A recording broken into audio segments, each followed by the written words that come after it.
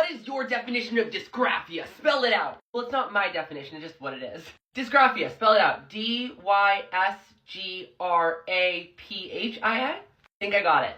As a learning specialist, I'm very used to working with students with dysgraphia.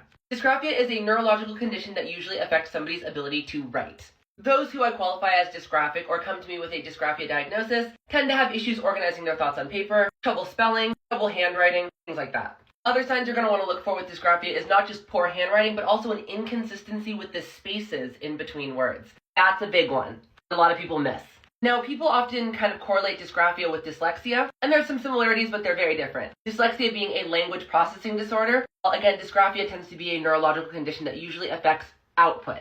Output meaning encoding, writing things down, as opposed to dyslexia, which is an issue with decoding, reading things. When it comes to recognizing if your child has dysgraphia, you usually want to talk to a psychologist, educational psychologist, or learning specialist like me, with a Master's of Science in Education. Science being very crucial in this because this is a neurological condition.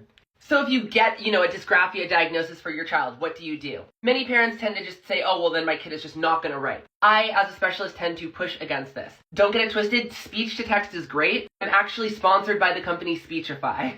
But with that said, there are also other writing techniques that could benefit those with dysgraphia, including specialized handwriting exercises, occupational therapy, handwriting without tears curriculum, cursive handwriting, and direct instruction typing intervention, such as specifically memorizing where you put each finger on the keyboard. A, S, D, F, J, K, L, semicolon. All ships do float, just keep looking, winky face.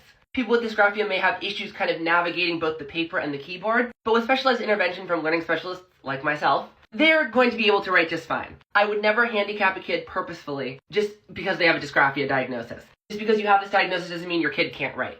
I hope this definition of dysgraphia was okay for you. It is one of the conditions that I specialize in, and I hope this helps.